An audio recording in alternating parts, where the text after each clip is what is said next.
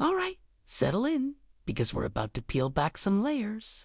Picture this. You walk into a room, maybe a seminar, a new social group, or even an online community.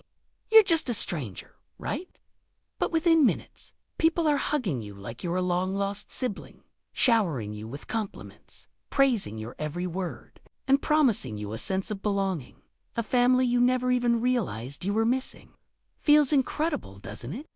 That rush of warmth, that instant acceptance. It's intoxicating. It's like finding the missing piece of your soul, a place where you finally feel seen and valued. Now, hold on to that feeling, because here's the chilling twist. Imagine that same overwhelming warmth, that instant connection, is actually the doorway to a cage you can't yet see. A cage that's slowly, subtly being built around you, brick by invisible brick, until one day the door slams shut. That initial rush of affection, it has a name, love bombing. And it's not just a feel-good moment. It's the opening move in a meticulously crafted psychological playbook, a strategy designed to strip away your identity, your autonomy, and your critical thinking, piece by agonizing piece. Today, we're not just glancing at that playbook, we're tearing it apart, exposing every manipulative tactic so you can spot it, understand it, and protect yourself and those you care about.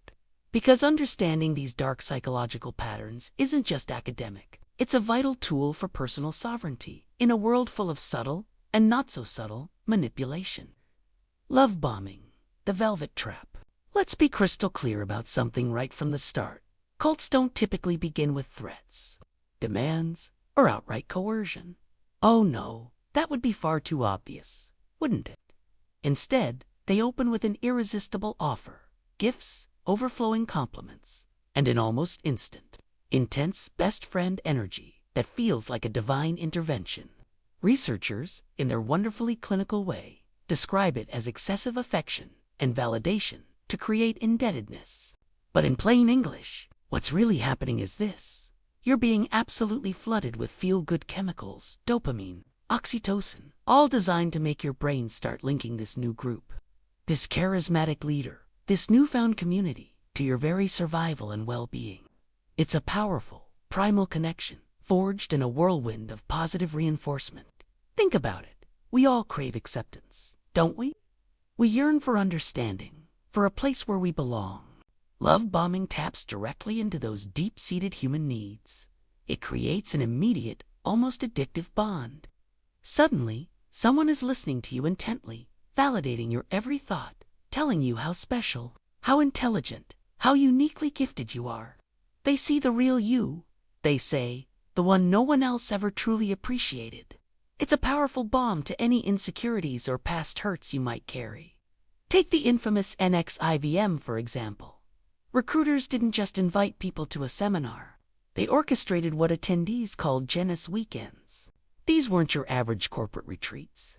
We're talking spa treatments, elaborate candlelit dinners, deep, probing conversations that felt intensely personal, and handwritten thank you notes for just showing up. The message was clear. You are valued, you are cherished, you are home. This isn't just superficial flattery. It's a strategic psychological maneuver. When you equate this overwhelming sense of love and belonging with the group itself, any future criticism of that group, any doubt you might harbor, starts to feel like a deeply personal rejection of you. It feels like you're betraying the very source of your newfound happiness. And that, my friends, is precisely where they want you. Emotionally tethered, grateful, and deeply resistant to any external narratives that might challenge your new reality. It's a velvet trap, exquisitely designed to be entered willingly. Isolation. Cutting the lifelines once that initial bond of love bombing has been forged.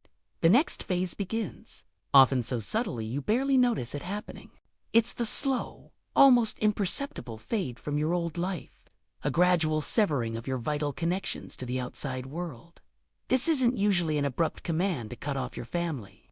That would raise too many red flags, wouldn't it? Instead, it's a series of suggestions or gentle nudges. Maybe it's a suggested tech-free retreat that conveniently takes you away from your phone and your worried friends. Or perhaps it's those seemingly innocent, witty jokes about your parents being la vibe, or your old colleagues being unenlightened. or your former hobbies being distractions from your true spiritual path. The goal here, make no mistake, is identical and utterly ruthless: to systematically sever your outside feedback loops. Why? Because outside voices, diverse opinions, and alternative perspectives are kryptonite to a manipulative group. They provide reality checks, they plant seeds of doubt, and they offer alternative support systems. Psych studies have shown us time and again that even short periods without dissenting opinions can make people astonishingly, sometimes disturbingly, more likely to accept new facts or narratives, no matter how outlandish. Without external validation or counterarguments, your internal compass starts to lose its bearings, spinning aimlessly until it aligns with the group's direction. Consider the chilling example of the Manson family. Charles Manson didn't just tell his followers to abandon their pasts. He facilitated a complete dismantling of their former identities. Members swapped their birth names for family monikers: Squeaky Tex, Sadie. They swapped their individual clothes for communal robes, blurring personal style into group uniformity. They even swapped partners, eroding traditional relationship structures and fostering a complete reliance on the group for emotional and physical intimacy. When every single mirror reflects only the group, when every interaction reinforces the group's ideology, your sense of self, your individual identity, begins to dissolve. You stop being you and start becoming an extension of us. This isolation isn't just about controlling your physical proximity. It's about controlling your mental landscape, your emotional resources, and ultimately, your very sense of who you are. Thought reform. Rewiring the software now that you're emotionally tethered and increasingly isolated. It's time to really dig in and rewire the operating system of your mind. This is where thought reform comes into play. And here, repetition, relentless repetition, is king.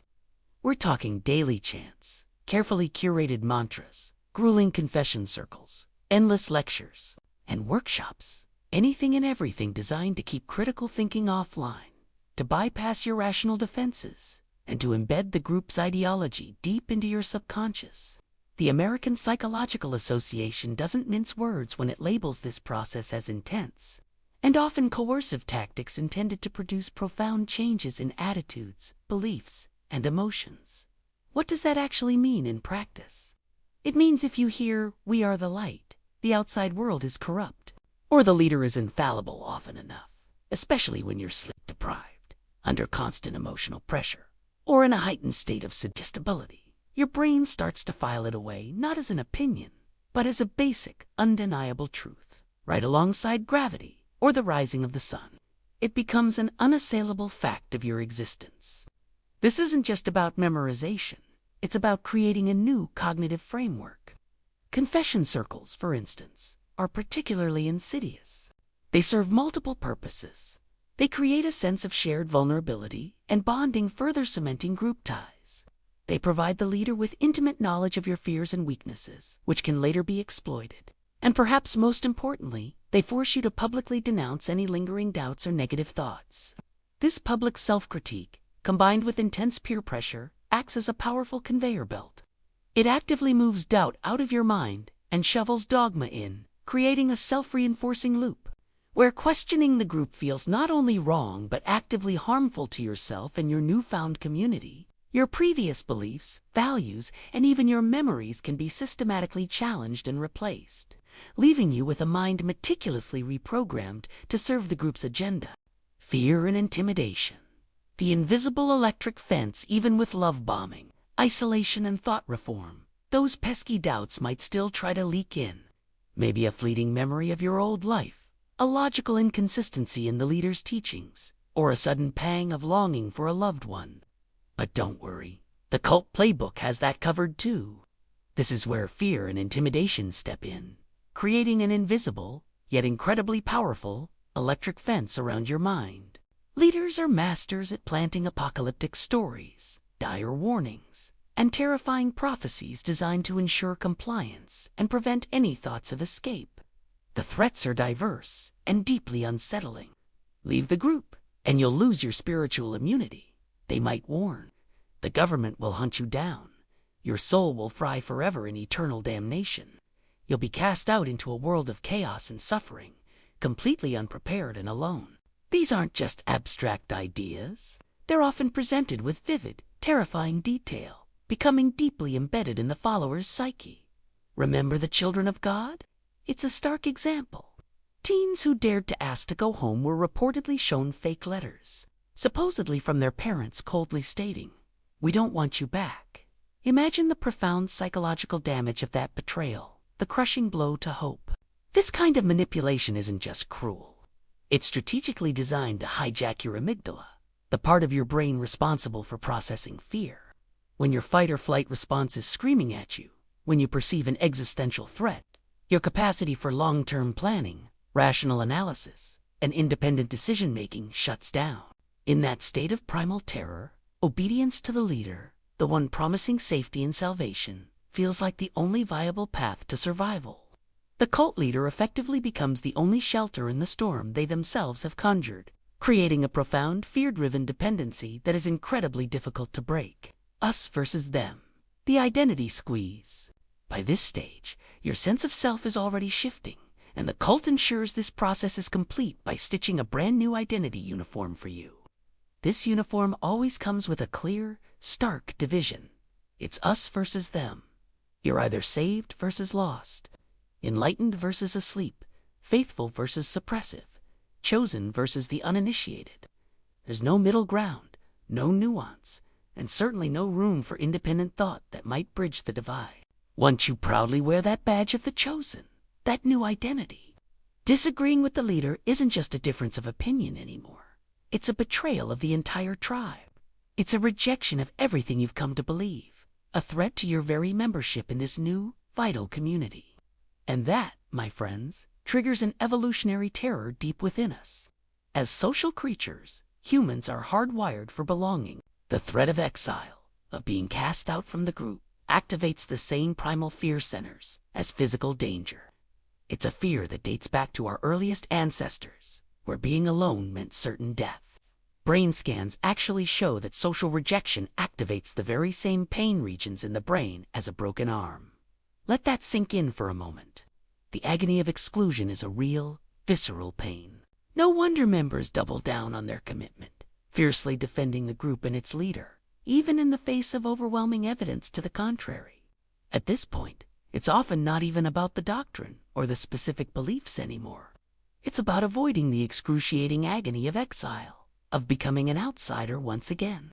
Your identity, your belonging, your very sense of purpose has become inextricably linked to the group, making the thought of leaving feel like a terrifying descent into nothingness. Exploitation. The bill comes due. You've been love-bombed, isolated, reprogrammed, and terrified into compliance. Your identity now fused with the group. So, what happens next? The bill comes due, of course. By now, you're not just a member. You're emotionally fused to the group, deeply invested, and critically dependent. Handing over your savings, dedicating your labor for free, or even sacrificing your body. Your autonomy, or your privacy, no longer feels like a burden. It feels like an honor, a sacred duty, a necessary sacrifice for the greater good, for the mission, for the leader you've come to revere. This gradual escalation of demands is a classic psychological phenomenon known as the foot-in-the-door effect. It's brilliant in its simplicity and devastating in its effectiveness. The idea is this: if you can get someone to agree to a small request, they are far, far more likely to comply with a much larger request later on. It starts small. Attend a meeting, donate a small amount, volunteer an hour. Each small concession rewrites yourself. You think, I'm the kind of person who supports this cause, or I'm the kind of person who sacrifices for the mission. This internal narrative greases the runway for the next, bigger sacrifice. Consider NXIVM again, and its notorious collateral system. It didn't start with nude photos or branded flesh. It started with seemingly innocuous requests, passwords to social media accounts, personal secrets shared in vulnerability exercises. Then it escalated to signed contracts, then to deeply incriminating photos or videos, used as blackmail to ensure absolute loyalty and silence. Each step felt like a natural progression for those deeply enmeshed in the group's ideology. By the time the demands became truly outrageous, the members had already invested so much. both emotionally and practically, that backing out felt impossible, a betrayal of their own redefined identity. This isn't just about taking resources. It's about solidifying control, creating an unbreakable chain of dependency and self-justification that makes escape incredibly difficult. The dark triad leader, puppeteer profile. So, who exactly designs this psychological roller coaster? Who sits at the controls, orchestrating such profound manipulation? More often than not, you're looking at someone who embodies what psychologists call the dark triad of personality traits: narcissism, Machiavellianism, and psychopathy. These aren't just character flaws. They're deeply ingrained personality structures that, when combined, create a truly formidable and dangerous manipulator. Let's break them down. First, narcissism. This isn't just vanity. It's a profound sense of grandiosity, an insatiable need for admiration, and a striking lack of empathy. Narcissistic leaders often possess a delusional belief in their own unique knowledge, their divine mission, or their unparalleled brilliance. They are convinced, absolutely convinced, that they alone possess the answers, that they are destined for greatness. I alone can decode the Bible. I alone can save humanity. I alone understand the true path. This self-aggrandizement provides the grand vision, the compelling narrative that draws people in. They thrive on the adoration of followers, seeing them not as individuals, but as extensions of their own ego, sources of constant validation. Next, we have Machiavellianism. This trait speaks to a cold, calculating, and strategic approach to interpersonal relationships. A Machiavellian leader is highly manipulative, skilled at using deceit, flattery, and exploitation to achieve their goals. They see people as pawns, to be moved on a chessboard, always with their own self-interest as the primary objective. They are adept at identifying vulnerabilities, at playing on hopes and fears, and at crafting elaborate schemes to maintain power and control. This provides the step-by-step scheming, the intricate web of tactics we've been discussing. They're not driven by emotion. They're driven by a desire for control and advantage. Finally, there's psychopathy. This is perhaps the most chilling component, characterized by a profound lack of remorse, a shallow emotional affect, impulsivity, and a propensity for antisocial behavior. A psychopathic leader can inflict emotional, physical, or financial harm without a flicker of guilt or empathy. They are detached, ruthless, and utterly unburdened by the suffering of others. This delivers the remorseless shutdown of empathy, allowing them to exploit, abuse, and discard followers without a second thought. They can maintain a charming facade while internally viewing others as mere tools to be used and discarded. Now, blend these three traits with a hefty dose of charisma, that magnetic, persuasive quality that draws people in. And you've got someone who could sell sand in the Sahara while genuinely believing they are humanity's savior. They are often incredibly articulate, confident, and possess an almost hypnotic presence. Studies consistently show that such leaders surface fastest and gain the most traction during times of uncertainty, crisis, or widespread social unrest. Chaos, it seems, is their most effective recruitment fare. When people are seeking answers, stability, and meaning, these individuals are uniquely positioned to offer a seemingly powerful, albeit ultimately destructive, solution. The vulnerable moment, when doors open, here's a crucial truth to grasp. No one, and I mean no one, consciously wakes up one morning and decides, you know what? I think I'll join a cult today. It just doesn't happen that way. What people do join is a solution.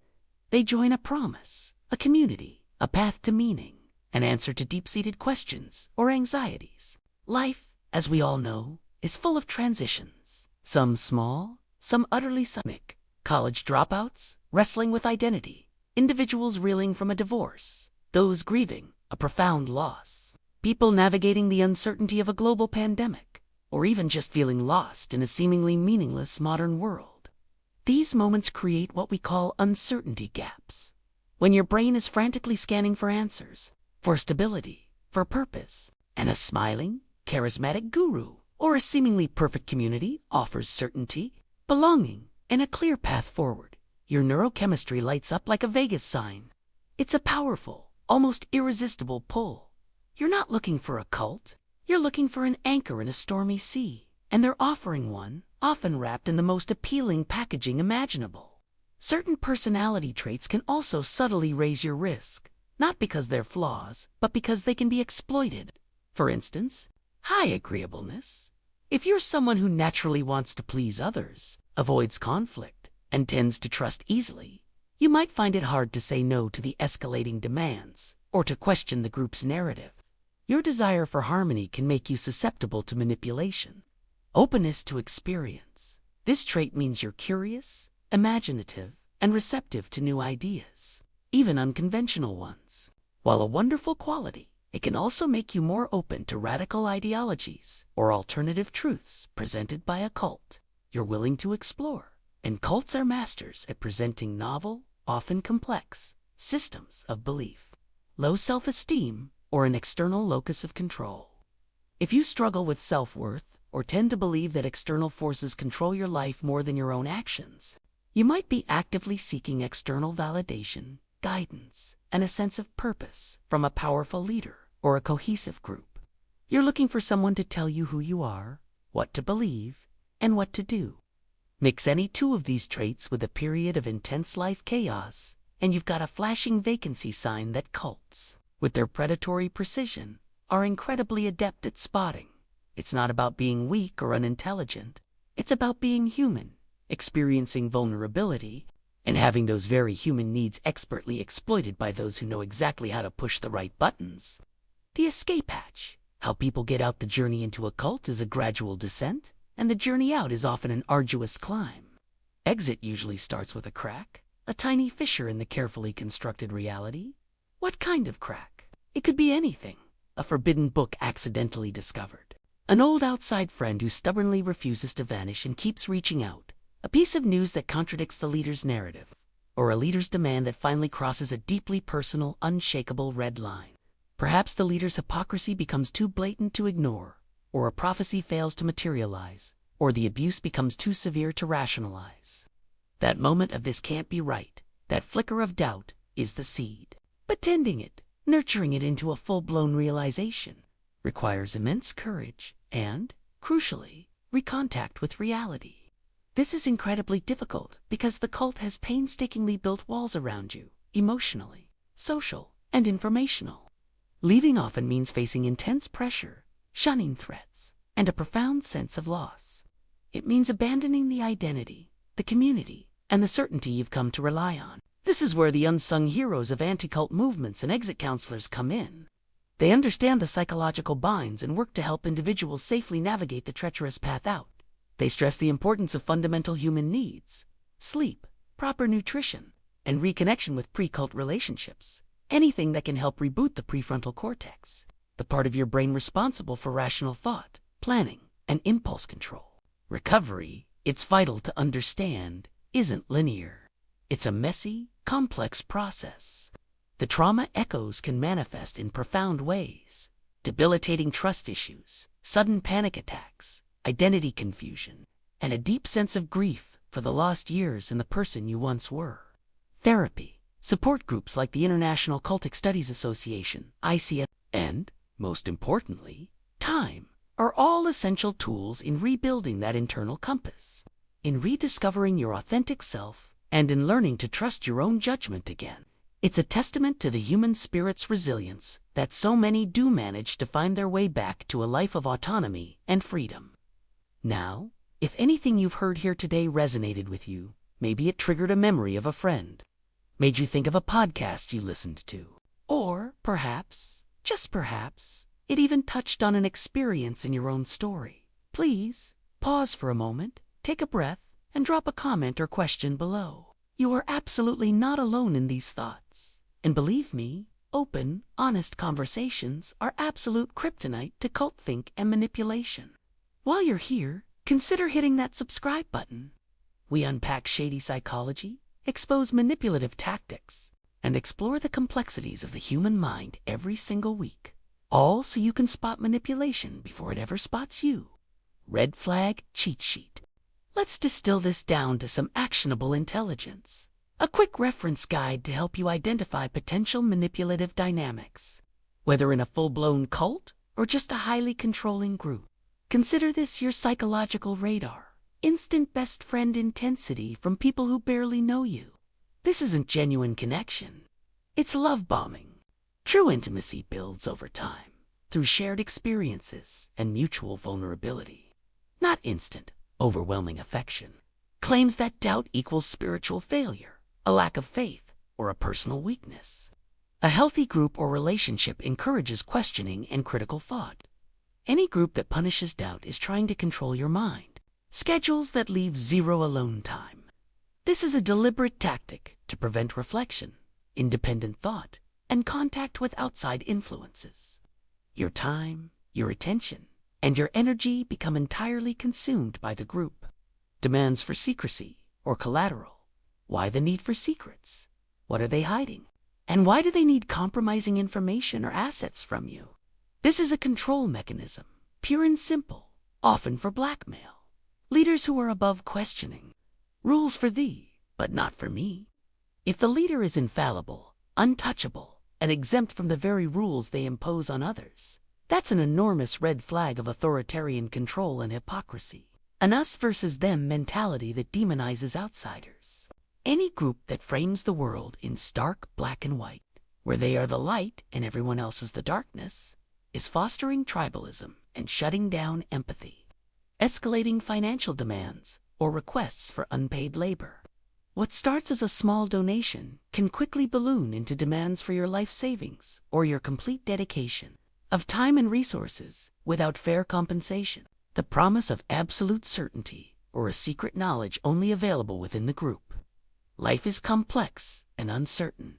Anyone offering a single, definitive answer to all of life's problems, especially if it's exclusive to their group, is likely selling a false narrative.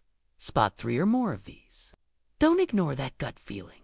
Step back, take a deep breath, and phone a trusted outside voice. A friend, a family member, a therapist. Your brain, your autonomy, and your future self will absolutely thank you. The bigger picture, why society should care. It's tempting to think of cults as relics of the 1960s or 70s, isolated communes in remote locations. But that couldn't be further from the truth. Cults haven't vanished. They've simply evolved and diversified. Today, we see startup cults in co-working spaces, charismatic fitness tribes promising ultimate transformation, and influential online coaching programs that demand absolute loyalty.